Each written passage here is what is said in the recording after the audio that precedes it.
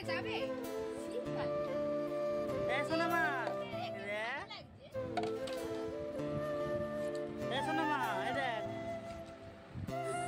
বন্ধুরা, সবাই কেমন আছেন? আশা করি সবাই খুব ভালো আছেন।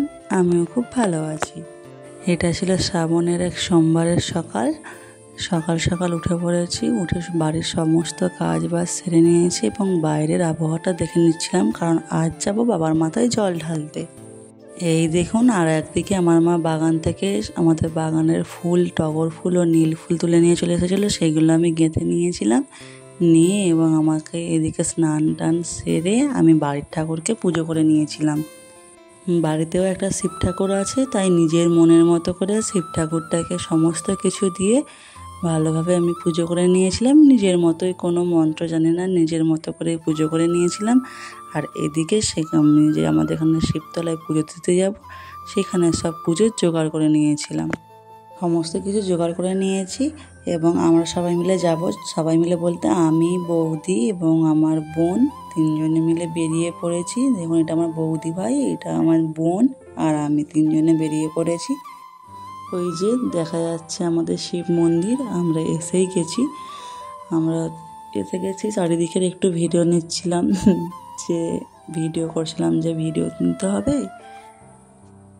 এই দেখুন, আমরা সবাই মিলে বাবা বৈদ্যনাথ ধামে পৌঁছে গেছি। আজ একটু ভিড়টা কম ছিল, কারণ আজ ছিল তৃতীয় সোমবার। সময় না থাকার কারণে আমি ভিডিও এডিটই করতে পারিনি। এদিকে 12 জন করে সব ভেতরে যাচ্ছিলো। ভেতরে 12 জনের বেশি বসা যাবে না, তাই আমরা সব লাইন দিয়েছিলাম। এই যে ভেতরে সব 12 জন করে বসে পড়েছে, আমরা সব বাইরে লাইন দিয়েছিলাম।